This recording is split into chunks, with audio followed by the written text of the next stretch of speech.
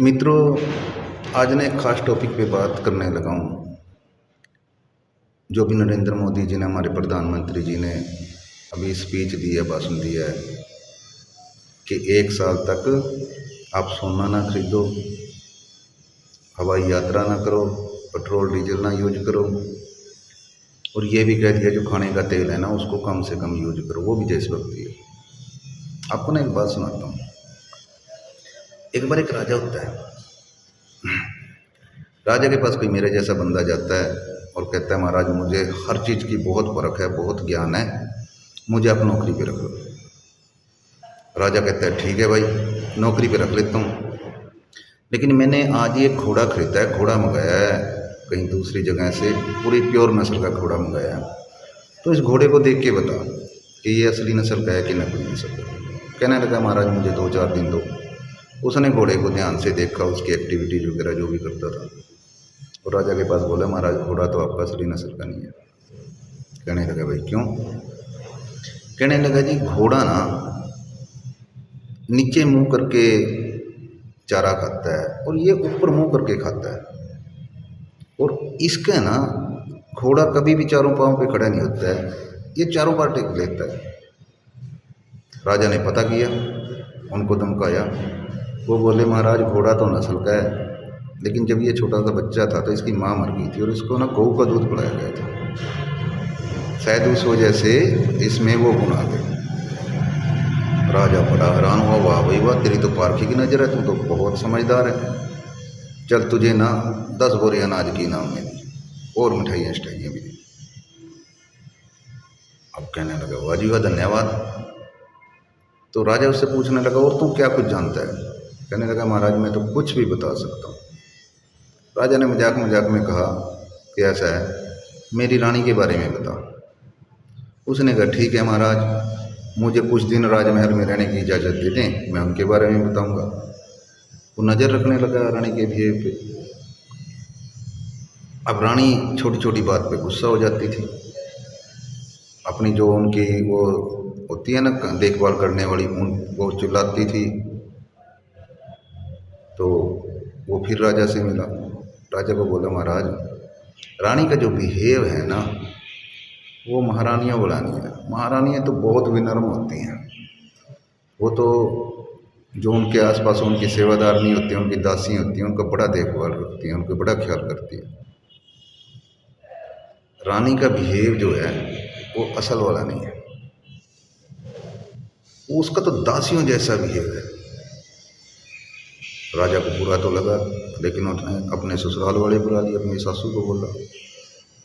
सासू बोलने लगी कि बेटा हमारे पास 15 साल से कोई बच्चा नहीं था, और राजा बोला कि अगर उनके पास बच्चा नहीं हुआ तो वो दूसरी शादी कर लेगा, और फिर मुझे एक बेटी पैदा हुई, लेकिन वो जन्म लेते ही मर गई। अब मुझे ये डर था अगर राजा को पता लग गया तो वो दूसरी शादी कर लेगा, तो मैंने अपनी दासी को बुलाकर एक दूसरी दासी के पास बेटी पैदा हुई थी, वो अपने साथ अपने बेड पे पड़ा ली और राजा को कहा कि हमें बेटी हुई है। राजमहल में इसका जो है सारा कुछ पालन पोषण हुआ, और तू राजा था, तेरे से शादी हो गई। राजा को दुख तो हुआ, लेकिन वो सीधा उस बंदे के पास गया, वो उसको बोला, वाह यार तू तो बहुत समझदार है, और अपने उनको बोला जो उसके सेवक थे, इसको ना 4 गाड़ियाँ भर के अनाज की दे दो भाई। बड़ा खुश हुआ, चलो राजा ने इतना कुछ दिया। कुछ दिन के बाद राजा उसको बोलने लगा, अच्छा यार ये बता, तूने रानी के बारे में ही बता दिया, मेरे बारे में बता, मैं तो राजा हूँ। कहने लगा, महाराज पिछली बार तो आपने मुझे छोड़ दिया था, लेकिन अगर जब रानी के बारे में बताया, अगर आपके बारे में बताऊंगा आप तो मुझे मार देंगे। कहने लगा, नहीं कुछ नहीं कहूँगा। कहने लगा, महाराज अगर मेरे दिल की पूछो तो राजघराने से आप भी नहीं हो। राजा को बड़ा बुरा लगा, तुम ऐसे कैसे कह सकता है कि जी जैसे आपकी रानी के लक्षण जो दासियों वाले हैं ना, ऐसे ही आपके लक्षण तो व्यापारियों वाले हैं। मैंने आपके घोड़े के बारे में बताया, आपने 10 बोरी अनाज की दे दी। मैंने आपके जो है रानी के बारे में बताया, आपने मुझे 2-4 गड्डियाँ अनाज की और पहुँचवा दी रेडी भरवा के।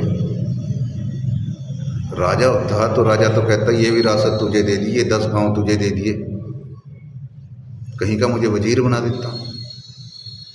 राजा को बुरा तो लगा, लेकिन राजा सीधा अपनी माँ के पास गया। उसने अपनी माँ को बोला, माँ सच सच बता, क्या मैं तेरा बेटा हूँ? माँ ने कहा, बेटा बच्चा तो तू मेरा ही है, मेरा ही बेटा है, लेकिन हमारे पास औलाद नहीं हो रही थी, और हमारे राजघर में आपके राजा का एक मित्र आता था जो व्यापारी था, जो दूसरे देशों से अनाज खरीद कर यहाँ पे बेचता था। तो मेरे उससे संबंध हो गए थे। असल राजा भी नहीं था, वो भी नकली ही निकला। ऐसा ही हमारी गवर्नमेंट में हो रहा है। हमारा राजा भी असल नहीं है, हमारी बाकी गवर्नमेंट भी असल नहीं है।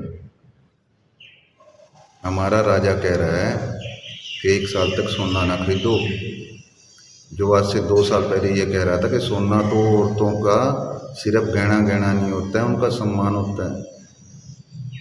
वो कह रहा है पेट्रोल डीजल ना यूज करो, घर पे बैठो। खुद में उन्होंने जो अभी ये 3-4 स्टेटों में इलेक्शन हुए ना, अरबों खरबों रुपया खर्चा रैलियों पे, कितनी फोर्स वहाँ पे भेजी,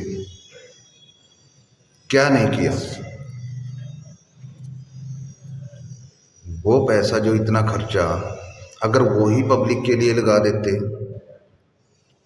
क्या हमें पेट्रोल डीजल की दिक्कत हो जाती? वो कह रहे हैं जी हवाई यात्रा ना करो 1 साल तक, विदेश में ना जाओ। जो बच्चे अपना स्टडी वीज़ा लगवा रहे हैं, बाहर विदेश जाने की सोच रहे हैं, उन पे क्या असर होएगा? विदेशों में इस चीज़ का क्या असर होएगा कि उनका प्रधानमंत्री खुद कह रहा है विदेश में ना जाओ, और खुद 3-4 दिन के बाद फिर विदेश यात्रा पे जा रहे हैं 4-5 दिन की। एक मंत्री जी तो अभी अमेरिका में ही हैं, शायद आ गए हों आज। ये सारा का सारा ना मिडिल क्लास के लिए है। मैं ना आपको मोदी जी की वीडियो भी अटैच करने की कोशिश करूँगा, अगर इसमें मेरे लिए पॉसिबल हो। वीडियो थोड़ी बड़ी जरूर हो जाएगी, देखना पूरी देखना और सभी से शेयर करना। भाई मेरे चैनल को भी डिस्क्राइब करना, सब्सक्राइब करना, और इसको ना हर मिडिल क्लास बंदे तक पहुंचाना, क्योंकि ये जो बातें हैं ना, ये हम मिडिल क्लास लोगों के लिए है। हम लोग ना अंधभक्त बने हुए हैं। जब मोदी जी ने कहा ताड़ी बजाओ, ताड़ी बजा दी, कहा थाली बजाओ, थाली बजा दी। हमें जैसा कहा जाता है हम वैसा मान लेते हैं। अंधभक्त हो गए हैं हम, और यही हाल रहा ना, हम इतने बड़े गुलाम बन जाएंगे ना, हमारे बच्चों का फ्यूचर ना डिस्ट्रॉय हो जाएगा, बिल्कुल ख़त्म हो जाएगा। भाई जितने भी आपके वाकफ़ हैं ना, सभी को ये वीडियो भेजना और अपनी राय ज़रूर बताना कमेंट में, अगर मैं कुछ गलत कह रहा हूँ। ये वीडियो जरूर देखना जो मैं मोदी जी के साथ में अटैच करूँ। रैली की थी, उस रैली में प्रधानमंत्री मोदी ने कुछ अपील की थी, देश के नाम कुछ एक संबोधन जैसा था। हैदराबाद में रैली थी बीजेपी की, इसमें उन्होंने कहा था कि 1 साल तक सोना ना खरीदने की अपील की थी। साथ ही साथ कहा था कि पेट्रोल डीजल बचाएं, कारपूलिंग करें, वर्क फ्रॉम होम को बढ़ावा दिया जाए, और जिन शहरों में मेट्रो है वहाँ लोग मेट्रो का इस्तेमाल करें, खाद्य तेल की खपत कम करने पर जोर दें, और साथ ही साथ जो फर्टिलाइज़र है उसका उपयोग कम करें और जैविक खेती की तरफ बढ़ें। इसके अलावा विदेश यात्राएं टालने की अपील की थी। ये प्रधानमंत्री नरेंद्र मोदी की ओर से जो कल हैदराबाद में भाजपा के प्रोग्राम में बातें कही।